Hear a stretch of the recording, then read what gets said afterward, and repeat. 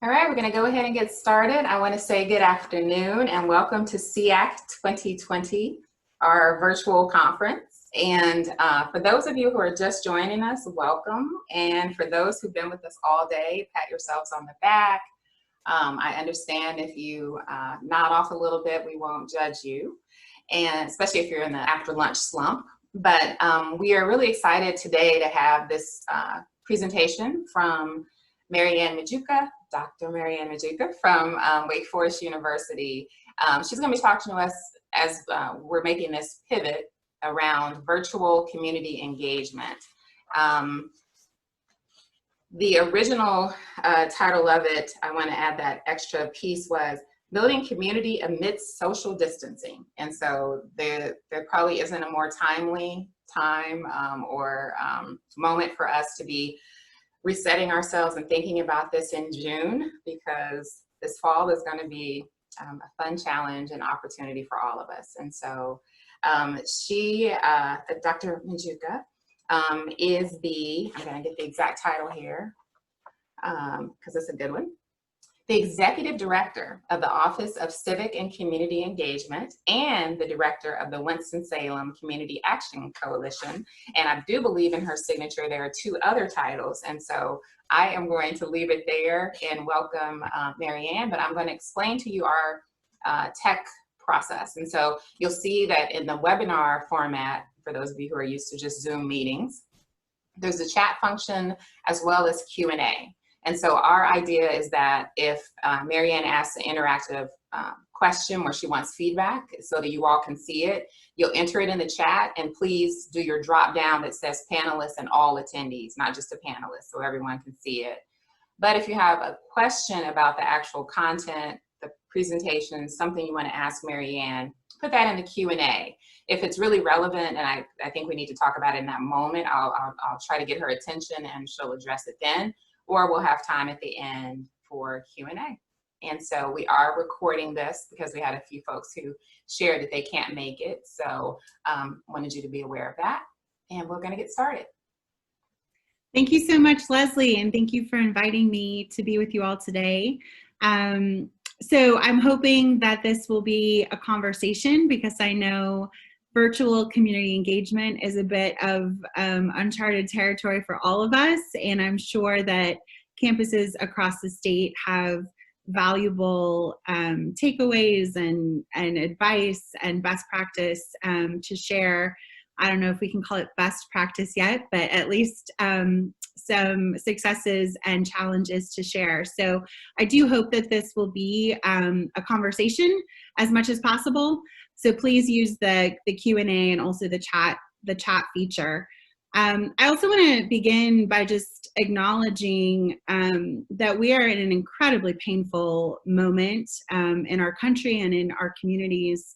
I know many of us across the state are working with students, faculty, staff who are engaged in protest, and in conversation, critical conversation about our policing, our criminal justice system, and the Black Lives Matter movement. So I just want to acknowledge that in the midst of this pandemic, we are also engaged in serious work there. So the goals today, let's see, yeah. I would like to, as I said, have a bit of a conversation about virtual community engagement. I'm going to share some examples from Wake Forest University, just what we've been doing, but I also am looking to hear from colleagues in terms of other examples from your institutions. And then I hope that we will have a bit of a conversation about looking forward to the fall semester. I was just saying to Leslie before we got started that some institutions have already made decisions about the fall. Wake Forest has not. So I know we're all kind of in different places. And it's very difficult to plan, obviously, without knowing what the fall might look like. So acknowledging that. So I'm going to start by talking a little bit about what it was like for us as a team. So as Leslie said in the introduction, I am the executive director of our Office of Civic and Community Engagement at Wake Forest University. And so when we came back from spring break, we went pretty much directly into a remote work environment. And so our team came together and we had the conversation.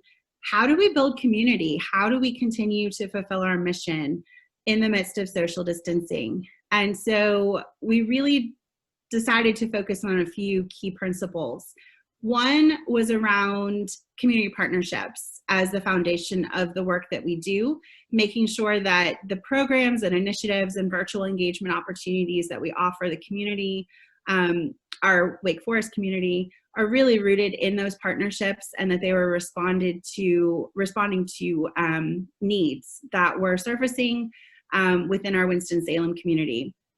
The other principle was around meaningful engagement. So thinking that in a moment where we were trying to remain connected, we were trying to think about how we could transition programs into a virtual space where many of our programs have not traditionally lived, making sure that those opportunities were still meaningful and that they were still impactful both to our students and to our community partners.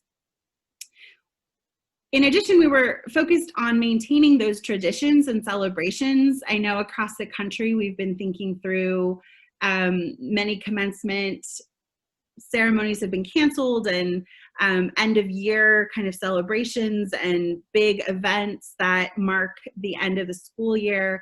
How do we continue to participate in those really important milestones and celebrations?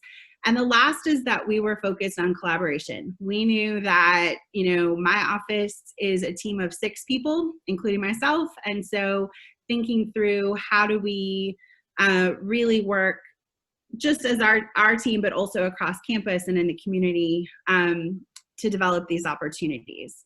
So those were kind of some of our core principles. Let's see. So we started with this question of what are the community needs and resources.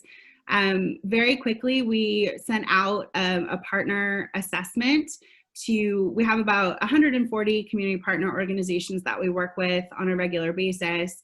And we sent out an assessment to all of our partners, asking about their immediate needs, asking about the areas that they were focused, also thinking through what resources our partners and organizations in the community were able to offer residents. And so we did also direct outreach to about 60 of our core partners, groups that we work with through multiple kind of programs and initiatives, and heard from them directly and had phone calls where we could really get a sense of both the needs and the resources. We put together a page on our website, and I think that was actually the first thing that we did to start sharing resources, and also through our social media platforms, being able to amplify, where community meals were being offered, where people could get masks in the beginning and other protective gear, thinking about housing assistance, thinking about how we could work to work around the immediate needs that came up related to COVID. And then we also wanted to make sure that our Wake Forest response was informed. And so having conversations with our administration to make sure that the what turned into Wake Forest Crisis Response Fund, was aware of our community as well. So we found that the immediate need in our community, like many of you, I'm sure, K-12 in-person instruction was suspended. And so we were hearing from parents, we were hearing from nonprofits, from our school system in particular, thinking through what we could potentially do to support children as they were going into a remote learning environment, and also parents who were now working from home, many of them, and also coaching children through their lessons. And then also some families that were trying to share kind of Wi-Fi, multiple people trying to work in one space. And then some families that, you know, children were at home, but they were not. They were still going out into the community to work. So a lot of different needs there. We developed a virtual tutoring program, which I'm happy to talk, I think I'll talk a little bit more about that, that really helped to pair. So we have 22 organizations that are focused in some way on either tutoring or mentoring in person. And so we started there and we were able to say, you know, students, Wake Forest students that are currently engaged, how can we continue to have them work with children within the Winston-Salem Forsyth County school system? And so they were already, had background checks, had already been kind of through our protection of minors training at Wake Forest. And so we started there with those Wake Forest students. But very quickly we realized that the need was much greater than that. And so how could we engage Wake Forest students to be tutors in this virtual environment while you know, receiving the training that they needed? So we had to think through, you know, how can we put our training online? How can we make sure that tutors are receiving the support that they need? And we went to a regular check-in for tutors to come together in a hangout environment to receive that kind of support.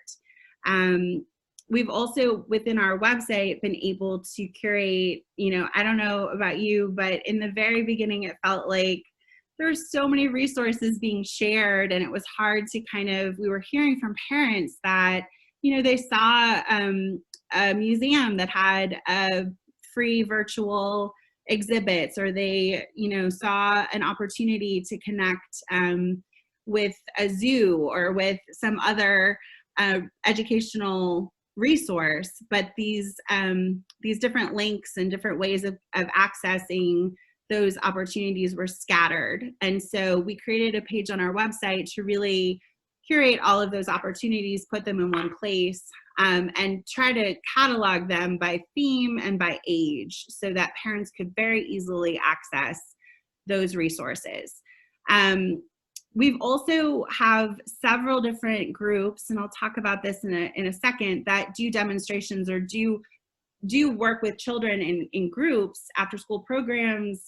We have Wake Women in STEM that do science education, many different types of educational enrichment programs that we were thinking, how can we move all of this content online? And so working with students to develop demonstrations, to record their lessons and have those that could just be accessed from our website. And the last is that our relationship with Big Brothers Big Sisters locally, we recognize that children really were kind of looking for that connection point, even in a virtual environment. And so how could we really pull together the resources to support Wake Forest students and staff and faculty to serve as virtual mentors? Let's see. So we have more than 170 Wake Forest students that are tutors. And what I will point out about the tutoring program is that we have heard from so many parents who have said, this was just so important to our family during this time, because parents that were looking at the homework packs coming home from our schools were saying, you know, we don't know how to advise our students in this moment. We're not quite sure, you know, what advice to give them, and we don't really have the time during the day as we're trying to continue to work. And so, so the tutors were a huge bridge in terms of answering questions and providing that kind of support. Marianne? Yes. Yes, we do have one question as Okay. you're talking about some of these virtual opportunities, and that is, how did you overcome the digital divide? Yeah, so Winston-Salem Forsyth County Schools were able to create an opportunity for families to pick up a tablet if they did not already have access to a laptop in the home. And then also our school system, we've worked closely with them to deliver hotspots to some families that were having internet connectivity issues.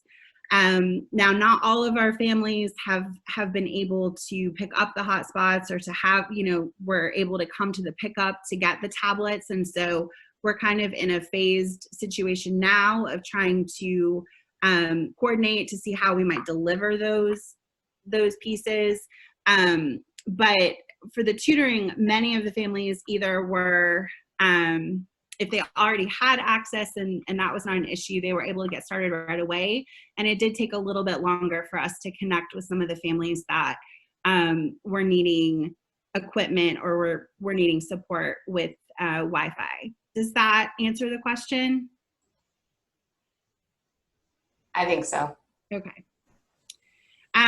So this program, has been going since March, and we've been working with the school system, and I think that's key. Just in terms of feedback from parents, feedback from families, feedback from our Wake Forest students, and the request has been that tutoring goes into the summer. And so we are actually continuing our program on a weekly basis through the summer so that our tutors will continue to check in once a week with their child that they're tutoring. Is there another question about tutoring, Leslie? No, Mary just said yes and thank you. Okay, perfect. Thank you, Mary. So Wake Reads is another program that we put together pretty quickly, again, in the spirit of trying to curate opportunities on our website for parents to access educational resources. So this is actually older. We now have, it says 30 books, but I think we're up to 50 books that have been recorded and are available to stream at any time. And so this has been a way to engage not only our students and staff, but also our alumni who have recorded books. And we've had just really an outpouring of support for Wake Reads across the country, people who are in different places and want to read a children's book. So any age group from pre-K through about 9 years of age, so 3rd and 4th grade books have been recorded, that those can just be accessed at any time. We also have a program called Kids Cooking Coalition, which during the year meets with a group of children in our community who are learning cooking skills and nutrition lessons. And so we were able to pretty quickly move to have our student leaders record their cooking demonstrations and their lessons and put them online. And that went really smoothly. So we've been able to move forward with thinking about how do we get Wake Women in STEM lessons. So we had how to launch a rocket and how to think about gravity recorded right away. We also worked with the Piedmont Environmental Alliance to record all of their Energy Explorers curriculum for the rest of the semester and get those online. And then we're in the process right now of putting together, and I'm going to talk about this more later, but for our summer camps, some art lessons and creative work and how to get those demonstrations up on our website. So we created a YouTube channel so that all of these different lessons and demonstrations are in one place. The other thing that we've done is worked with some of our senior care facilities. We know that, some of our elderly are in nursing home facilities are some of the hardest hit by COVID-19 and are not able to have regular visitors or connection points that they might typically be used to receiving. So we've tried to work to create virtually a bit of a pen pal program where anyone from Wake Forest can write to a senior on a regular basis, and we have prompts that are provided. And that program has been happening in 2 different care facilities locally since March. Marianne, I think that Colleen's question about how were your students engaged in these projects are related to your slide about the STEM demonstrations and that sort of thing. Sure, great question. So we were able to convene a conversation with student leaders of those programs. So Wake Women at STEM, for example, is a student organization that already exists at Wake Forest, and a lot of their content had been in person. They had been meeting with children in after-school programs throughout our academic year. And so meeting with the leadership of those organizations and saying, we're interested in working with you to finish out the curricular pieces that you've planned for the year. And we created the YouTube on our channel to then help them host those lessons. And so the student leaders recorded themselves. They put together the lessons and you know, put those pieces together, sent them to us. Our operations manager did help with some editing and just kind of framing the lessons. She added some titles and some transition slides. But then that has been just directly posted to our website. Great. And Audra's wondering if you can share the link for the YouTube channel. Absolutely. I will do that in the chat. And Colleen says thanks. Of course. Yeah. So this very quickly, a lot of campuses have dance marathons. We do as well. And so our dance marathon was set to happen right after, kind of at the end of March, after spring break. We could not obviously have an in-person event, but our student leaders actually led the front on saying, this is a campus tradition that is very meaningful to students, especially seniors who are graduating. And they had already been planning and preparing for Wake and Shake for quite a while, wanted to see something come together. And so we were able to host a 12 hours of content, which is our typical dance marathon length of time. But we did it by having dance challenges and streaming playlists that were consistent throughout the day, having different engagement from athletics during 1 hour, from faculty during another hour, really had themes throughout the day. Posted that schedule so everyone knew when to check in. The last hour was live streamed on our Facebook page and on our Instagram live channel. And 9,500 people viewed the kickoff video, and about 1,400 were with us during the end live stream, which is, I think, fairly incredible given the distance. And I know this was early April, so I will talk a bit later about Zoom fatigue, which is real, but I think at that moment, the power of coming together for the tradition was really powerful. The other thing I'll mention is that we've had ongoing social justice engagement. So we have a critical community lunch every Thursday. That is just a drop-in, and what we've done is put the link for that just on our website so people know to join us during Thursday's lunch. We also have ongoing social justice book clubs. In the beginning, we sent students a book we mailed the book to their home if they signed up. We've switched to Audible, so if you want to a lot of the books that we were reading for Social Justice Book Club are now back ordered. So the Audible links have been our solution here for the next book that we're reading.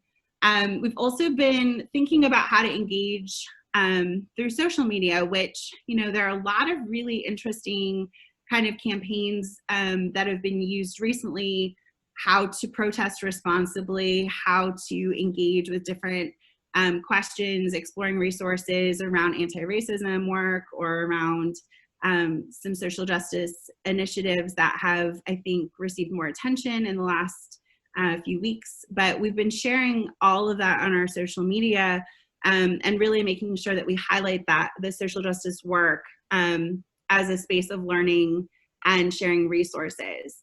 The other is that, and I'm going to talk about this in a second, we've really started to think about how policy is impacting the COVID-19 response in Winston-Salem. And that is a focus of our summer work. So a few takeaways from finishing out the spring semester. One is that Zoom fatigue is real. And I said this before, but I'm underscoring it. You know, for a lot of our students and a lot of our colleagues, and if I'm being honest for myself, I spend most of my day in front of my computer screen on Zoom calls, Hangouts, webinars. And sometimes by the end of the day, it just is not something that you want to engage in another meeting through that is synchronous through a web platform. And so we've had to think creatively about how do we create project-based learning opportunities that bring students together, introduce the topic and the project and get them started. And they do work separately, individually, or do a phone call with a small group work on their project, and then bring them back together. And so, for example, our internship program that we have over the summer is one that they're off doing their work, they come back together, and we have a conversation about how their internships are going, their debriefing, their skill building, but that not everything we do is in person on Zoom. So that's number one. Number two is that I don't think I was aware. So as we were checking in with students, a lot of these programs we were thinking, okay, well, we want to find a way to deliver this content virtually, but we didn't recognize that students were really wanting this opportunity. One student said to me, you know, I couldn't quite put my finger on what I was missing, but I was missing this. I was missing my community engagement connection point. And that was the president of one of our tutoring programs, Wake Academy. And so, you know, being able to offer this opportunity is both enriching for our community partners and for some of the programs that we wanted to continue, but also for students who are really missing that engagement piece. The third point that I guess I would say is that a lot of our students, some of my colleagues have been worried about, you know, how do we provide social opportunities for students? What we found is that students are able to figure out the social piece perfectly fine. What they're really looking for is the academic programming and the ways to connect with faculty, the ways to connect with research, and the ways to deepen their learning and understanding, especially around some of these social justice topics. And so thinking through how we can continue the academic pieces of our program, really important. The last piece is just the community partnerships are essential in this.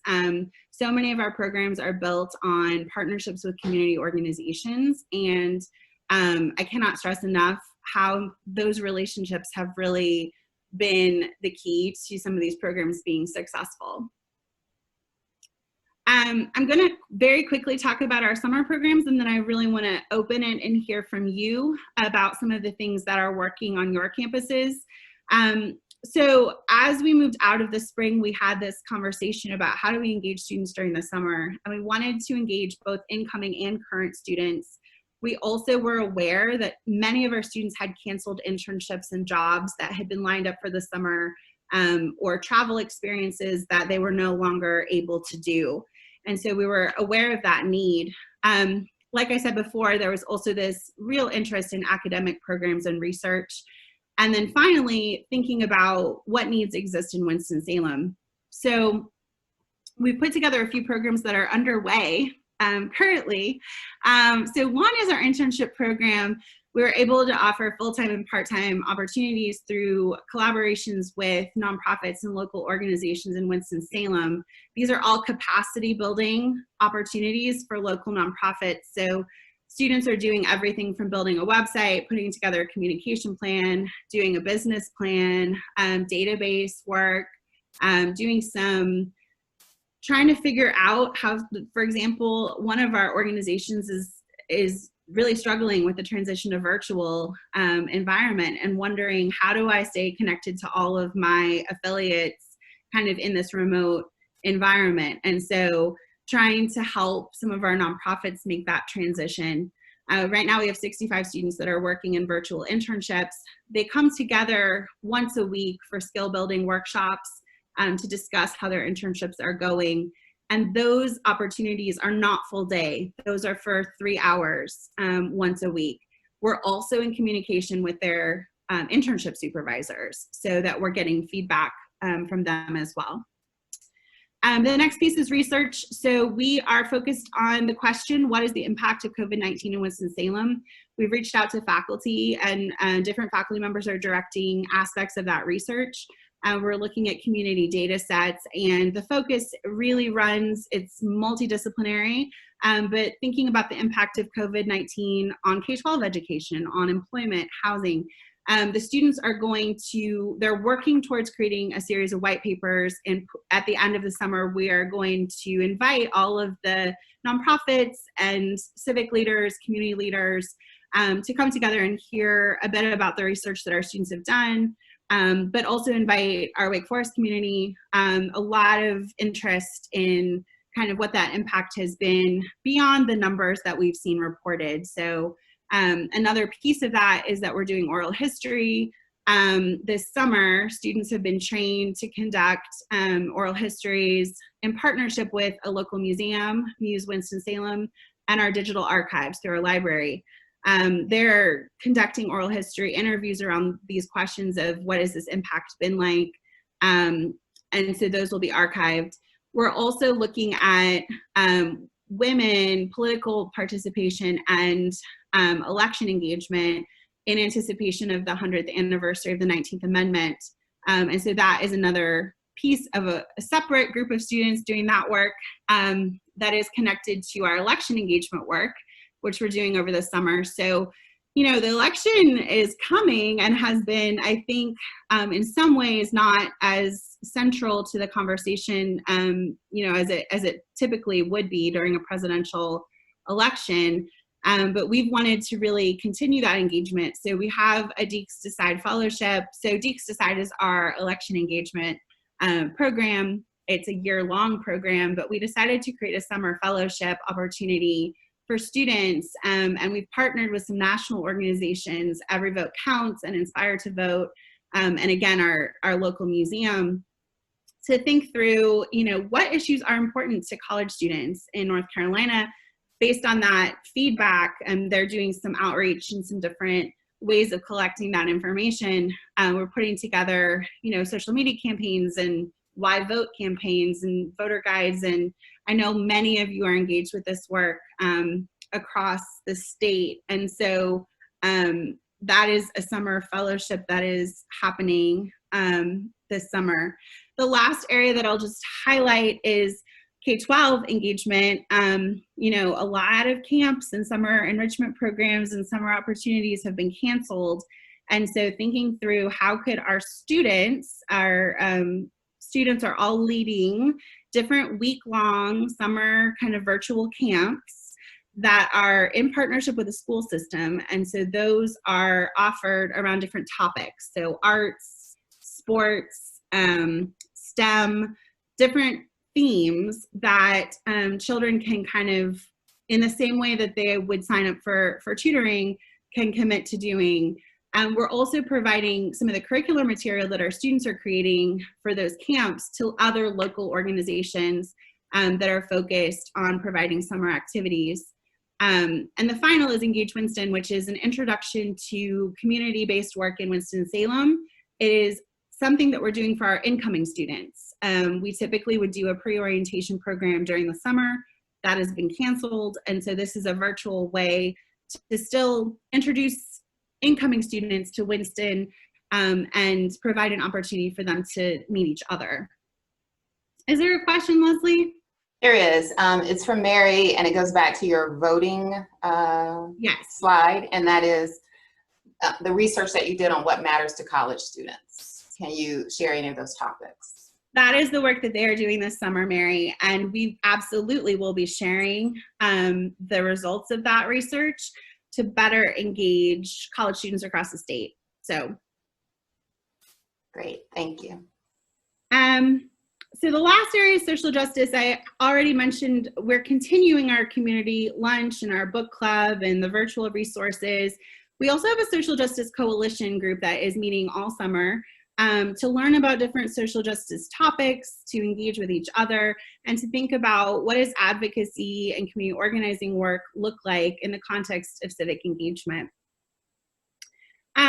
So the last piece of the presentation, I was hoping we could have a bit of a conversation here, and I know we can't do breakout rooms, but let's utilize the chat feature. First of all, would love to just know what other things might be happening on campuses across the state in terms of virtual engagement. So let's start with that question. What are some things that have worked for you on your campuses? And what are some things that you'd like to share with this group?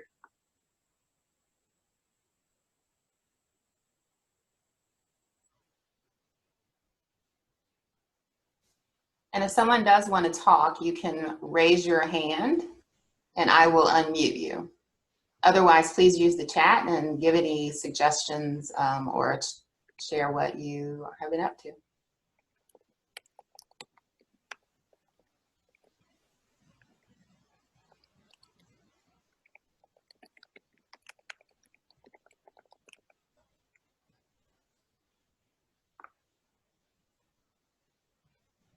Anyone want to share? What has worked on your campus in terms of virtual engagement?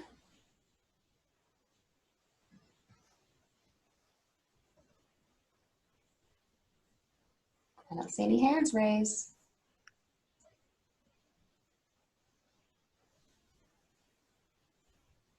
Okay, good. Mary Beth. Are you seeing it, Marianne? I am seeing that. So you are talking about difficulty in terms of Wi-Fi connection or other devices. Yes, I mean, so I think that some students have no issues and other students have had some serious connectivity issues. And so how have we navigated that? I mean, I think, one thing that we've been able to utilize is a Google Classroom kind of feature where a lot of our information has been, like I was saying about the project-based groups, a lot of that information can be posted, and then when a student who might be sharing Wi-Fi with multiple family members is able to access, have a better signal, or when students are able to, increasingly we've had students that actually are leaving their home environment to find Wi-Fi in public spaces. So, I think that having some of those resources posted in a static kind of place where they can be accessed at different times is another good reason not to have all of our virtual engagement, synchronously through like a Zoom or a Hangout, right? Because if you are having connectivity issues, it just can't be accessed. I don't know if anyone else has a good response to that, but that's just kind of where we have been thinking. And Audra's asking about the technical aspects of producing the pre-recorded content, those videos. Yeah, so the videos are actually super easy in terms of if you have any sort of computer, tablet, iPhone, smartphone, anything like that, you can record yourself easily. And then all of those videos can just be shared. Like I said, we did have the benefit of someone on our team taking that raw footage and putting some titles and putting some transition pieces so that it's not, I will share with you, I know someone asked for the link to the films. And so I will share those in a second. And you'll see that, like, for example, in some of our science lessons from the, STEM group, they are sharing how to do the experiment, but in addition, they've been added some science information, so some formulas or some definitions or some pieces of information that pop up on the screen. And so I would say that is a nice to have, but if you don't have anyone with that technical expertise, like, I don't think that you need it to make the content, post it on a YouTube kind of channel, if that makes sense. Which programs have they used? YouTube. Oh, for editing. That is a great question. I can share with you we just have software through our university, just kind of a license. I am a Mac person, and so I've done a lot of my video editing just like on iMovie, but there are other platforms that I think through our library has software license for staff and faculty that we've used. Lynn has done a virtual Netflix party. That sounds fun. And yoga, let's see. Sorry, I lost it. Wellness Wednesday yoga. Talk It Thursday. And each event was very well attended. I wonder, what is the Talk It Thursday? Do you mind unmuting yourself, Lynn, and sharing what that is? That sounds awesome. Lynn, I unmuted you if you want to share what the Talk It Thursdays are. Actually, I forgot a word, but it's Talk It Out Thursday.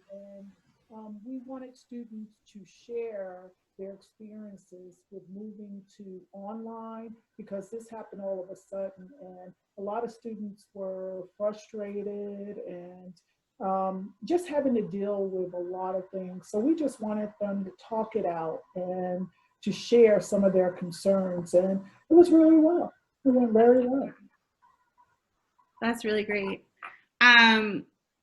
Kimmy is saying that at Duke Service Learning, they've hosted a 3-part series around students imagining how they might engage virtually in meaningful ways in their home communities, which I will say that has not been the focus of our work. All of our work is very Winston-Salem based. And so that is really interesting. I think also it seems like keep connecting, thinking about topics related to wellness, nonprofit fundamentals, career readiness. That's great. That sounds awesome. I think the other thing I will share is that we did, with our internships, form a really strong partnership with our Office of Personal and Career Development, and that was really helpful. So if you haven't, reached out to them, they were very excited to work with us because, like I said, so many of our students, internships have been canceled. For your work with streaming of copyright permissions, most of the books that we looked at were in public domain. We worked with our library on that. And they actually said that they didn't see it as an issue. If they did think that if someone did reach out and say that one of the books might, was not in the public domain and it not being used, even though most of them would all fall under the like educational use pieces guidance there, we would just take it down, but we haven't had to do that at this point. Marianne, I want to share that I have put links in separately. So I put one in for the Wake Reads that has all of those videos, one for the Kids Cooking Coalition, and then the Wake Women in STEM. That's so wonderful. Thank you for doing that. Yeah, because I said I would do it, and then my screen is fully my presentation, so I don't know if I'm not clicking on the right thing. A partner conversational forum rather than an annual partner symposium. We sent our survey to NCCU community partners to find out what topics they would like to have covered or discussed.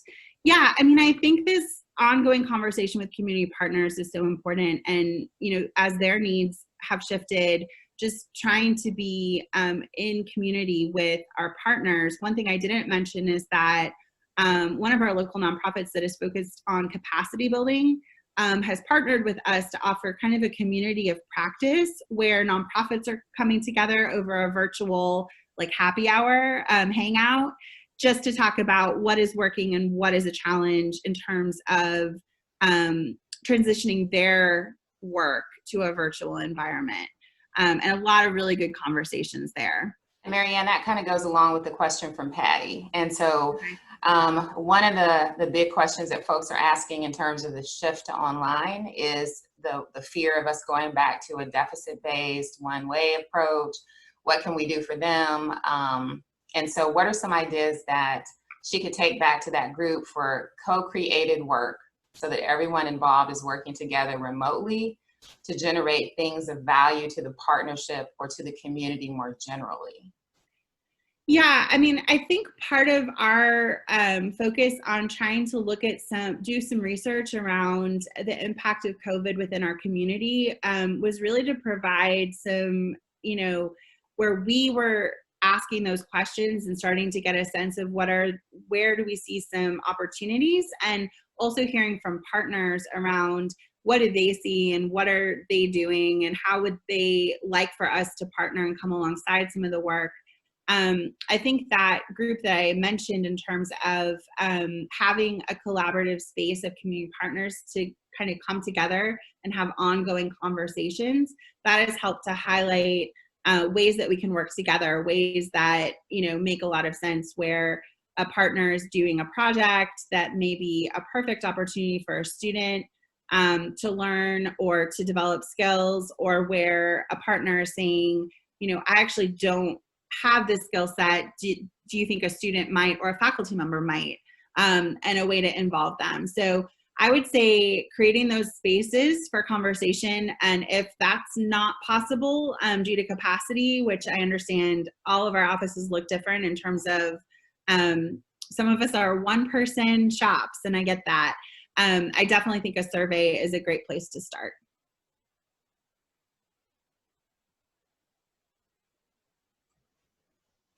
Great. Did you see what USC Asheville is doing? No, share that. They are planning virtual engagement for the fall, doing STEM videos, as discussed already, and using oral histories and special collections to create trailer videos to invite users into the oral history transcriptions or podcasts. And they're going to be really cool. Yeah, they're going to be using Audacity primarily. Okay, cool. I think. That sounds great. Is there another question? Yes. How did you organize Wake Reads? Did you do a campus-wide email for signups? Did staff record at home or on campus?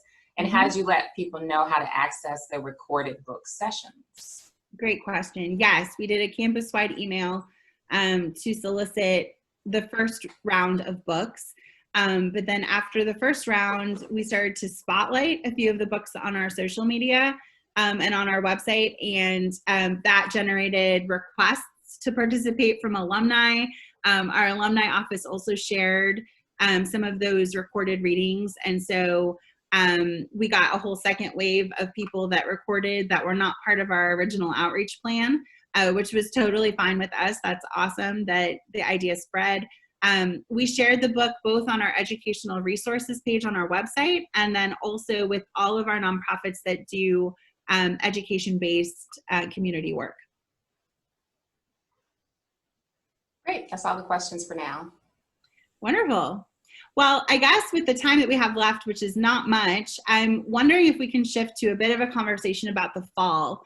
I know that everyone is in a different place, like I said before, in terms of how we might move forward with the fall semester. Wake Forest has not heard what we're doing, and so part of where we are is just thinking through what aspects of the virtual environment and the engagement that we put in place could continue in the fall, whether or not we go back in person. And so I'm interested to hear what you are thinking about for the fall and what kinds of virtual community engagement pieces you might keep going forward. We actually had a question come in the meantime, and that is Lindsay's asking, could you share a bit about the Social Justice Book Club? Are the meetings structured, and how did you recruit? And folks can be responding in the chat to your question about the fall. Okay, perfect. Great idea. Yeah. Social Justice Book Club is an ongoing book club that we took into the virtual environment. And so we have two separate book clubs, one for students and one for staff and faculty. The student group is facilitated by a staff member in our office, and the staff faculty book is facilitated by a staff member in our office. And so it is a structured space. There are questions that prompt discussion. We take the book and kind of split it into sections. And so each week is looking at the first part of the book and then the second and so forth. So there's a reading schedule. It's not a situation where you have to read the book before you start coming to the discussion groups. You kind of read as you go. And we have solicited the book titles from students, and we're just kind of going through a list of books that were either recommended by a student or that if no one recommends a book, we have a list ourselves. But I mean, we want it to be student-led as much as possible. All right, so far no one is answering about the fall. Okay. Maybe they're like all of us trying to figure it out. But if anyone, please raise your hand if you want us to unmute you or answer in the chat about how you're preparing for the fall. Okay, it looks like in the Q&A. Oh, another question. Were there any challenges with structuring the virtual tutoring screening? What is the tutoring platform that you use? So we actually have had the child and the tutor determine a platform that is best for them. So what we did, we got the sign up from parents in terms of, I want my child to be paired with a tutor. And once we got the sign up, we got a little bit of information about the child. What are some of the areas that the child would like to focus on in the tutoring? So if it was, specifically science, or if it was all subjects, or if it was specifically reading. And that helped us to match them with a tutor that was focused on the right kind of subject matter and also age preference for our tutors. And so, like I said, we started with tutors who had already been tutoring and had been trained, and through all of our background checks and protection of minors, we had to move to an opening it up because the requests were so much greater than the number of tutors that we had ready to go. So we went to a virtual training for all of our tutors. And so we've trained additional students. The school system has done all of the background checks for us. So that's a partnership that we have. So the tutor and the child decide if they want to do a phone call, or if they want to do a Zoom hangout, or if they want to, how they want to connect. And we've involved the parents as well. So we request that a parent is in the home when the tutoring occurs. And so the parents are also able to, they don't have to be sitting with the child during the tutoring session, but they have to be present. And we do regular check-ins with parents and with tutors. All right, so this is related to that. Stacey's wondering, does your office actually deliver the protection of minors training on campus, or is it done in partnership with another office like Title IX? Title Yeah. IX, sorry. So yes, our training was developed in partnership with the Title IX office, but our staff members provide the training to our tutors. Great, and it looks like Tara has something to say about what ECU is thinking about as far as the fall. So they've been advised to do as much of their programming as they can virtually. Wow. So their days of service, alternative breaks, they're altering their plans so they can still do in-person options based on community partner needs. And instead of doing their kickoff and reflection in person for days of service, they're going to do those virtually. And for their signature service programs, they're looking for alternative options that would require students to go in person. So she says this session was really helpful. And some of our other programs, they're going to be hybrid, or they're going to limit the number of participants to allow for them in person versus virtually. That's great. Yeah, I think we also are planning to do whatever we can virtually, even if we go back in person. I think one thing that has been an immediate kind of surprising, I don't know why it surprises me exactly, but our internships, our virtual internships have been fantastic so far. And I think thinking through how we can connect students with nonprofits and other organizations for virtual kind of project-based engagement is something that will definitely continue. And Brianna says that they are currently working on implementation of a few of the opportunities mentioned and expecting the majority of their opportunities to be virtual. That's great. Yeah. All right, so I know we have about 6 minutes. So if any other folks want to share about the fall, what you're planning. What is the name of the training that you mentioned that was offered by Title IX? Protection of minors. Great. Okay, we have a question. Are you considering some sort of liability statement for partners or students? Can you explain more what you mean by that? What kind of liability statement? Well, I know Ruby's also in her office, and she's saying they're concerned about the risk where students would like to go in person. In terms of continuing to do in-person engagement, even if there's still a concern of a health risk, is that what you're thinking about? I think that must be what it is. I'll see if they add anything further. Yes, they said yes. So our campus is in conversation right now about, what might be a social compact or like a expectation setting plan for students. And so one thing that we're working on is trying to engage student leaders in a kind of a deliberative process that would help them to think about various scenarios where it would be very difficult to be in person and keep the distancing requirements that have been suggested by the CDC. And so having them work through those problems in teams to think about what are some action steps that students can take and what are some actions that are needed from the university. And so really trying to engage students in that process so that there's some buy-in and that they are thinking critically about what it means to socially distance in the midst of all the guidance that we've received from public health officials. So that process is ongoing. That's a summer project that we're working on now. Again, we haven't heard if we're opening in the fall or what the fall will look like. But that's just something that we're doing in anticipation. And I would assume that that piece will be formalized in terms of these are our expectations of engagement. Great. Okay, we have 3 minutes. If there's a final burning question or something that someone wants to share, even about that topic of how you're handling risk and liability.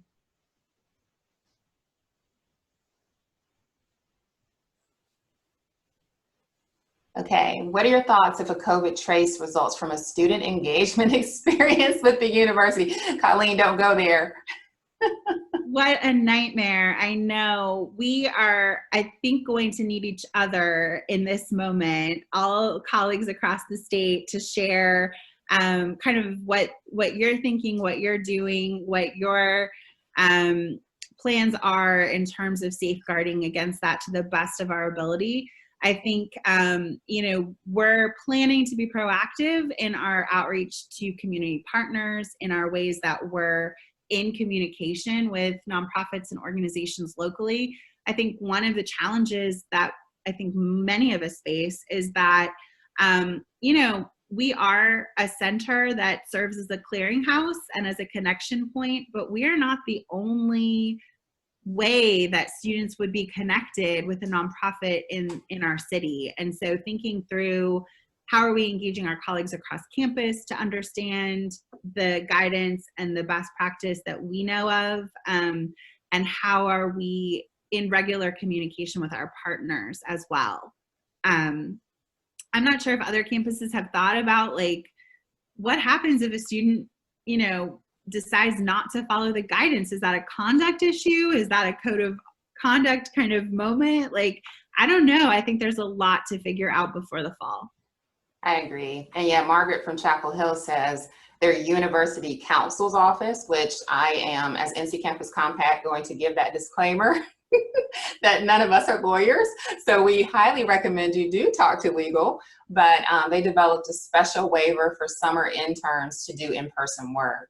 Oh, wow. Much of the work will still be remote, but that was a good reality check for the students who really want to be in person. So that sounds like that could be a safeguard for your offices to go through university council and have them create the waiver, or so that everyone is signing with the complete knowledge of the risks. We have a few. All right, folks, I'm going to see if we can get these questions. Jennifer, thank you guys. Okay, great. And NC Central says they're in conversation with legal for this as well. I think that's great. And we'll keep the conversation going at NC Campus Compact and see if we can find some best practices and some models for all of us. But it is 4:15.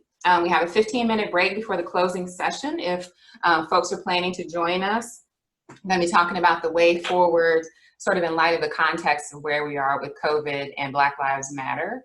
And so people are saying this is awesome, and I agree. Thank you so much, Marianne. And it's wonderful that we have folks in our network who are solving some of these big problems or trying to do some innovative things. So thank you all. Hopefully we'll see you at 4:30, and enjoy your 15 minutes. Thank you, Leslie. Thank you all. Bye.